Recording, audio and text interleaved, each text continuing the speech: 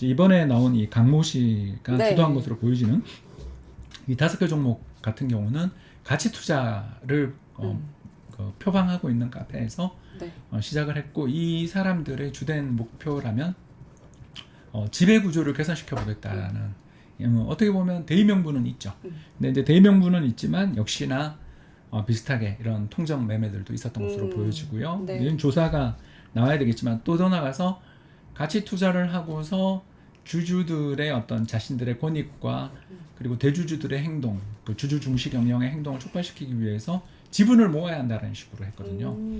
그래서 지분을 모아야 된다는 식으로 하면서 신용을 썼단 말입니다. 그러니까 네. 쉽게 얘기해서 레버리지. 주식담보대출, 레버리지를 받거나 미수, 뭐 등등 여러 가지. 네. CFD도 그 상품 중에 하나입니다.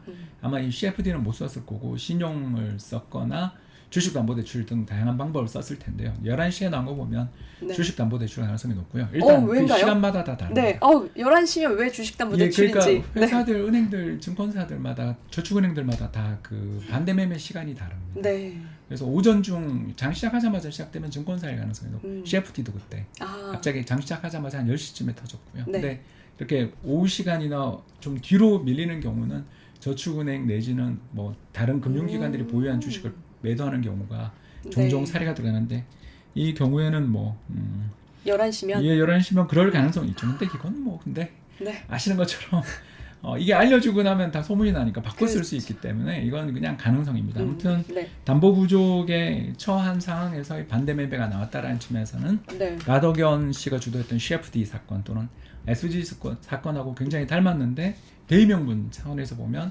라덕연 씨 사건은 전형적인 주가 네. 작전 또는 뭐 어떻게 보면 좀 세력에 가까운 사건이었다면, 이 강씨 사건은 주주 중시 경영을 좀 그 5개의 기업들이 하도록 받아들이기 위해서는 소액 주주의 비중과 소액 주주의 숫자가 늘어나야 된다라는 그런 약간의 대의 명분을 첨가한 네. 새로운 형태의 작전이었다고 볼 수 있는 거죠. 그러면 앞에 거는 정말 대놓고 그냥 작전을 펼쳤던 세력이라고 보면 수익이 잘 나면 네. 돈을 돌려줄게. 그리고 이 계좌 받니? 이러고 이제 시작한 거라면, 네. 이 후자의 사건은 이 회사가 주당 순자산 가치가 주당 예를 들어서 5만 원인데 지금 만 원이야. 네. 이건 대주주가 배당도 안 해주고 또는 자사주 매입도 안 하고 심지어 이 정도까지 주가가 많이 빠져 있다라는 건 경영에 문제가 있다라는 거니까, 이건 적대적 M&A를 하면 이 회사는 무조건 주가가 오를 수 있는 회사인데 못 오르고 있는데, 그거는 촉매, 어떤 네. 주식 가격을 상승시키고 또는 대주주들에게 위협이 될 만한 그런 어떤 유동 주식을 가진 집단이 없기 때문이야. 그래서 우리가 이걸 하자. 그러니까 약간 대명분에선 다르지만 결국 과정은 똑같았죠. 왜냐하면 그렇게 장기 투자를 해서 예를 들어서 이 5개 회사가 그렇게 내재 가치가 뛰어나고, 여기다가 특히 감사 선임이라든가 여러 가지 주주 제한을 하기 위해서는 시가총액의 3%면 3%, 5%면 5%를 모아야 되는 이런 일을 해야만 이게 가능하잖아요. 네. 근데 그걸 하는데 신용을 썼다? 이상하지 않습니까? 이게 그렇죠. 말이 안 되는 그렇게까지. 거죠. 왜냐하면 만기가 짧아요. 음. 주식 신용 융자나 주식 담보 대출들의 만기 같은 경우는 굉장히 작고, 특히 네. 주가가 조금이라도 흔들리는 경우에는 이렇게 담보 부족 계좌로 인해서 반대 매매 가능성들이 충분히 열려 있는데, 이걸 하면서 자기가 장기 투자이고 또는 소액 주주 운동을 한다? 네.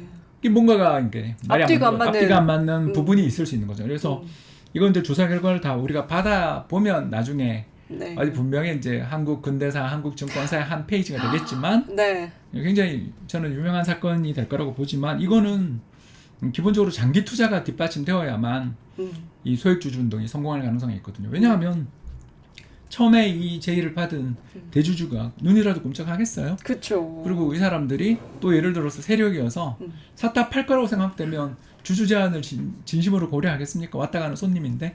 그렇게요.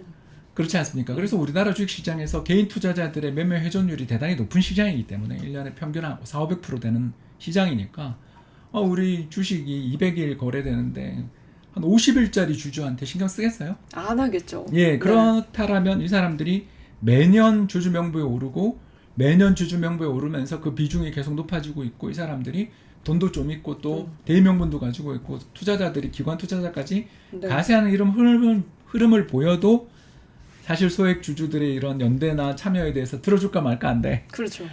근데 그냥 이걸 표결에 계속 넣어서 뭐 승리할 뻔했다, 뭐 이번에는 승리한다 이런 식으로 이야기하고 그리고 그런 식으로 감사를 선임시키든 뭘 하든 하면 정말 이 회사가 근데 그거 하나만으로 달라질지 네. 아무도 모르는 거잖아요. 그렇기 때문에 이런 소액주주 운동들의 어떤 뭐랄까 캐치프레이즈를 한 것은 좋은 일이지만 결과적으로 이렇게 놓고 보고 이 과정 주어져 있는 뉴스만 본다면 그걸 명분으로 한 새로운 형태의 작전이었다라고 밖에 보기가 어려운 면이 있어서 네. 일단 뭐 라도견 씨 사태와 이번 강모 씨 사태가 제가 봤을 때 그 본질적인 차이가 있는지에 대해서는 의문입니다. 본질적 차이가 없어 보인다. 현재까지만 본다면 네. 이건 좀 이해가 안 되지 않나. 오히려 저는 소액주주 운동을 주도하고 있는 몇몇 분들, 몇몇 이제 변호사 분들을 잘 알고 있는데 그분들에게 오랫동안 저는 그분들하고 관계를 맺고 이분들이 얼마나 고생하는지를 봐왔던 입장에서 보면 이번 사태가 오히려 대주주들 입장에서는 여론몰이하기 아주 좋은. 이거 봐라 소액주주 운동이 이렇게 소액주주 운동이 네. 아니라 이거는 작전 세력이다. 수용하지 주주님들 않다. 우리 표결에서 저런 작전 세력들에게 흔들리지 마세요라는 게 오히려 더 한 좋은 예시를 던져줬네요. 먹혀들 수도 있는. 네. 갑자기 제가 답답한데요. 그러게요. 그리고 강 씨는 앞서서 그 수년 전에 비슷한 혐의로 기소가 됐다가 대법원에서 확정 판결까지 받은 적도 있습니다. 네, 혹시 그 그때도- 사건? 네. 예, 그 사건도 알고 있고요. 네. 그리고 그 사건에서 고생을 하셨던 분들도 제가 알고 있습니다. 알고 있는데 비슷해요.